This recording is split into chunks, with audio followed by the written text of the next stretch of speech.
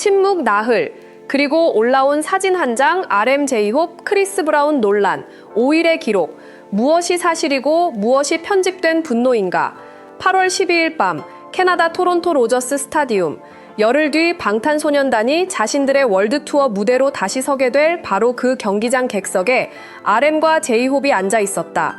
그날의 사진 몇 장은 이후 닷새 동안 전 세계 아미의 타임라인을 정확히 반으로 갈라놓았다. 그런데 정말로 갈라진 것은 팬덤이었을까? 아니면 그 팬덤을 취재한다고 주장하는 미디어였을까? 01 로저스 스타디움. 8월 12일 그날 무대에는 크리스 브라운과 어셔가 함께 올랐다. 두 사람이 공동으로 도는 R&B 투어의 토론토 공연이었다. 객석에는 세계에서 가장 유명한 보이그룹의 리더와 메인 댄서가 있었다. 두 사람은 그 밤을 숨기지 않았다. 제이홉은 인스타그램에 공연 영상을 올렸다. 크리스 브라운과 어셔의 무대가 담겼고 RM과 나란히 서서 몸을 흔드는 셀피도 있었다. 얼마 뒤에는 크리스 브라운 본인이 두 사람과 백스테이지에서 찍은 사진을 자신의 계정에 올렸다. 여기까지는 흔하디 흔한 셀럽의 밤이다. 동료 아티스트의 공연을 보고 인사를 나누고 사진을 찍는다. K-팝 아티스트가 미국 투어 중에 하는 일 가운데 가장 평범한 축에 속한다. 그러나 다음 날 아침 상황은 완전히 달라져 있었다. 영어권 팬덤에서 시작된 문제 제기는 반나절 만에 해외 연예 매체 10여 곳의 기사로 옮겨갔다. 문장은 대부분 같은 구조였다. 하필 크리스 브라운인가 02 닷새의 타임라인 논란의 구조를 이해하려면 순서를 먼저 정리해야 한다. 이 사건에서 가장 자주 뒤섞이는 것이 바로 시간 순서이기 때문이다. 날짜 무슨 일이 있었나? 8월 12일 RM 제이홉 토론토 로저스 스타디움에서 열린 크리스 브라운 어셔 합동 공연 R&B 투어 관람. 제이홉이 인스타그램에 공연 영상과 셀피 게시. 이후 크리스 브라운이 두 사람과 찍은 백스테이지 사진 공개. 8월 13, 14일 왜 하필 크리스 브라운인가 라는 문제 제기가 영어권 팬덤을 중심으로 급속히 확산. 해외 연예 매체들이 잇따라 기사화. 하이브 빅히트 공식 입장 없음. 8월 16일 RM이 자신의 월드투어 볼티모어 공연 사진을 인스타그램 스토리에 게시. RM 문구가 적힌 팬 슬로건이 담겼다. 같은 날 크리스 브라운이 인스타그램에 남긴 댓글이 캡처되어 확산, 이후 삭제. 8월 17일 코리아부를 비롯한 매체들이 RM이 거센 역풍에 직면했다는 제목의 기사를 송고. 논란 2차 확산.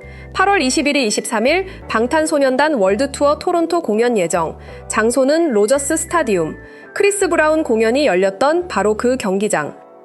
위 시점은 각 매체 보도 기준이며 한국 시간이 아닌 현지 게시 시각을 따른다. 03 크리스 브라운이라는 이름의 무게 이 사안을 그냥 콘서트 한 번 간 것으로 축소하려면 먼저 그 이름에 붙어있는 기록을 지워야 한다. 지울 수 없다는 것이 문제의 출발점이다. 2009년 당시 연인이던 리아나를 폭행한 혐의로 중범죄 폭행 혐의의 유죄를 인정했다. 사건 직후 공개된 피해 사진은 미국 대중문화사에서 가장 널리 알려진 가정폭력 이미지 가운데 하나가 됐다. 2015년 캐나다 입국을 거부당했다. 이번 토론토 공연이 상징적으로 읽히는 이유다.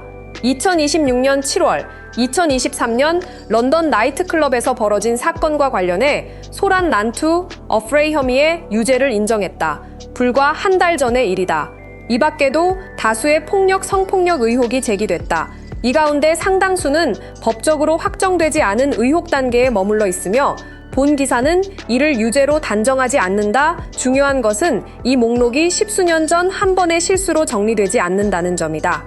가장 최근 항목의 날짜가 2026년 7월이라는 사실이 두 멤버가 8월 12일 그 객석에 앉았다는 사실과 정확히 한 달의 간격을 두고 놓여 있다. 비판의 강도를 결정한 것은 2009년이 아니라 2026년이었다. 여성이 압도적으로 많은 팬덤을 가지고 있다면 최소한 널리 알려진 가해자의 공연에는 가지 않는 것 정도는 할 수 있지 않나. 한 팬의 게시물, 밴드웨건 아시아보도 인용 공사, 그리고 8월 16일 스토리 한 장 나 흥미 지나도록 두 사람은 아무 말도 하지 않았다. 소속사도 마찬가지였다. 그 침묵 위로 8월 16일 RM의 인스타그램 스토리가 올라왔다. 내용은 특별할 것이 없었다. 자신의 월드투어 볼티모어 공연 현장 사진이었고 그 안에 IRM이라고 적힌 팬 슬로건이 담겨 있었다. 투어 중인 아티스트라면 일주일에 몇 번씩 올리는 종류의 게시물이다. 그러나 나흘간 답을 기다리던 사람들에게 그 사진은 다른 문장으로 읽혔다. 사과문인 줄 알고 RM 스토리를 열었다는 반응이 확산됐고 그 많은 책을 읽고도 분위기 파악은 못하는구나 라는 비아냥이 뒤따랐다. 어떤 이는 그 사진을 이렇게 번역했다. 사람들은 여전히 날 사랑해. 그러니까 꺼져. 여기서 우리는 이 사건 전체를 관통하는 첫 번째 함정과 마주친다. 그 스토리는 정말 대답이었을까? 두얼 뒷받침하는 증거는 하나도 제시되지 않았다. RM은 투어 중이고 투어 사진을 올리는 것은 그의 일상이다. 논란 이전에도 그랬고 이후에도 그럴 것이다. 시점이 겹쳤다는 사실만으로 의도가 확정되지는 않는다. 그런데도 8월 17일자 기사들의 제목은 RM SNS 활동으로 거센 역풍이었다. 사진 한 장이 침묵의 증거에서 오만의 증거로 승격되는 데는 하루가 걸리지 않았다. 여기에는 구조적인 이유도 있다. 침묵이 길어질수록 독자는 해석을 요구하고 매체는 새 사실이 없어도 기사를 써야 한다. 새로운 사실이 없을 때 기사가 되는 것은 결국 반응에 대한 반응이다. 나흘째 되던 날 마침 올라온 스토리는 그 공백을 채울 수 있는 유일한 시각 자료였다. 그 사진이 논란과 무관한 것이었을 가능성은 기사의 성립을 방해하기 때문에 검토되지 않았다. 05 정작 불을 키운 사람은 따로 있었다 같은 날 훨씬 더 결정적인 발언이 나왔다. 크리스 브라운 본인이었다. 그는 인스타그램에 자신을 비판하는 팬들을 향해 모욕적인 표현이 담긴 짧은 댓글을 남겼다. 05 여성을 비하하는 단어가 포함된 문장이었고 곧 삭제됐지만 캡처는 이미 퍼진 뒤였다. 이 한 줄이 논란의 성격을 바꿔놓았다. 그 전까지 비판의 초점은 두 멤버가 경솔했다였다. 이후에는 두 멤버가 곁에 서준 사람이 바로 이런 사람이다로 옮겨갔다. 옹호하던 쪽조차 이 댓글 앞에서는 말을 아꼈다. 아이러니는 여기에 있다. 논란을 가장 크게 키운 것은 RM의 스토리도 제이홉의 영상도 아니었다. 정작 논란의 원인이 된 인물이 직접 입을 연 순간이었다. 그런데 그 주에 가장 많이 생산된 기사의 제목에는 크리스 브라운이 아니라 RM의 이름이 들어가 있었다. 062 기사들은 어떻게 만들어졌나? 이 대목에서 잠시 사건에서 물러나 사건을 전한 기사 자체를 들여다볼 필요가 있다. 지난 닷새간 쏟아진 보도 상당수는 취재의 결과물이 아니라 수집의 결과물이었다. 그 문법은 4가지로 정리된다. 1. 취재원이 없다. 어그리게이션 저널리즘 논란을 가장 크게 키운 기사 가운데 하나인 코리아부의 8월 17일자 보도를 예로 들어보자. 이 기사에는 인터뷰가 없다. 관계자 확인도 없다. 소속사의 지리한 흔적도 없다. 기사 3개의 게시물이 거센 역풍, 매시브 푸시백이라는 제목으로 승격되는 구조다. 이 측정하지 않고 정량화한다. 매시브는 크기를 주장하는 단어다. 그런데 기사 어디에도 그 크기를 뒷받침하는 숫자가 없다. 언급량도, 해시태그 규모도, 여론조사도 없다. 실제로 아미 내부에서 이 사안에 대한 의견은 상당히 갈렸고 두 멤버를 옹호하는 글 역시 광범위하게 유통됐다. 기사에는 그중 단 하나도 인용되지 않았다. 참 인용문을 고른다. 이것은 여론의 표본이 아니라 편집자의 결론이다. 독자는 팬덤이 분노했다고 읽지만 실제로 읽은 것은 편집자가 고른 세 사람이 분노했다에 가깝다. 의도를 귀속시킨다. 가장 위험한 것은 마지막 문법이다. RM이 사진을 올렸다는 사실, 팩트과 그가 비판을 무시하려 했다는 해석 템프리테이션 사이에는 검증되지 않은 도약이 있다. 기사는 그 도약을 독자에게 맡기지 않고 제목에 미리 새겨넣는다. SNS 활동으로 역풍이라는 제목은 해석 템프리테이션, 사이에는 검증되지 않은 도약이 있다. 기사는 그 도약을 독자에게 맡기지 않고 제목에 미리 새겨넣는다. SNS 활동으로 역풍이라는 제목은 해석 템프리테이션, 사이에는 검증되지 않은 도약이 있다. 기사는 그 도약을 독자에게 맡기지 않고 제목에 미리 새겨넣는다. 검증되지 않은 도약이 있다. 기사는 그 도약을 독자에게 맡기지 않고 제목에 미리 새겨넣는다. 논란은 영어권 팬덤에서 시작돼 영어 매체를 통해 기사화됐고 그 기사가 다시 한국어와 다른 언어로 번역되어 유통됐다. 번역 단계마다 뉘앙스는 조금씩 깎여나간다. 원문에 일부 팬들이 비판했다가 두 번째 언어에서는 팬덤이 등을 돌렸다가 되고 세 번째 언어에서는 탈덕 선언이 잇따랐다가 된다. 실제로 이번 사안을 다룬 일부 해외 매체는 취소됐다, 깨르드는 표현을 제목에 썼다. 그러나 그 표현을 뒷받침할 만한 지표, 음원 성적 하락, 티켓 취소. 단어는 사건보다 언제나 빠르게 움직인다. 한 장의 사진이 모호한 행동에서 명백한 태도로 바뀌는데 필요한 것은 새로운 증거가 아니라 그렇게 읽어주는 제목 하나였다. 오해를 피하기 위해 분명히 해두자. 이것은 비판이 부당하다는 뜻이 아니다. 비판의 핵심 논거, 크리스 브라운의 전력, 두 멤버의 공개적 친밀함, 팬덤 구성은 모두 사실에 근거하고 있고 충분히 제기될 만하다. 문제는 그 정당한 논거가 검증되지 않은 심리 추정과 뒤섞이면서 07 두 개의 분노, 둘 다 이유가 있다. 이 사안이 유독 오래가는 이유는 양쪽 주장이 모두 나름의 일관성을 갖추고 있기 때문이다. 비판하는 쪽의 논리, 첫째는 브랜드의 자기 모순이다. 방탄소년단은 유니세프와 함께 러브 마이셀프 캠페인을 진행하며 아동 청소년 폭력 근절을 전면에 내세운 팀이다. 이 캠페인은 그룹의 정체성 그 자체에 가깝다. 폭력 근절을 말해온 팀의 멤버가 폭력 전과가 있는 아티스트와 웃으며 사진을 찍는 장면은 팬들이 그동안 믿어온 서사와 정면으로 부딪힌다. 둘째는 RM 개인에게 향한다. 그는 조남주 작가의 82년생 김지영을 비롯해 여성 서사 페미니즘 관련 독서를 공개적으로 언급해온 인물이다. 한 팬은 이렇게 썼다. 페미니즘 책을 읽는다는 게 무슨 의미가 있나? 여성을 향한 폭력이라는 실제 상황 앞에서 그 가해자 옆에 서서 웃을 수 있다면 이 문장은 논리적으로 반박하기 어렵다.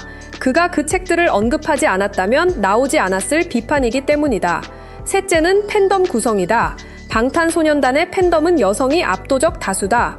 이들에게 가정폭력은 추상적 사회 이슈가 아니라 자신과 주변의 문제다. 여자를 죽기 직전까지 때린 남자? 게다가 당신 팬덤은 대부분 여자인데? 대단한 선택이네 라는 반응은 그 거리감에서 나온다. 옹호하는 쪽의 논리 첫째, 공연 관람은 소비 행위이지 정치적 선언이 아니라는 반론이다. 어셔의 무대를 보러 갔을 수도 있고 업계 관계자로서 초대받았을 수도 있다.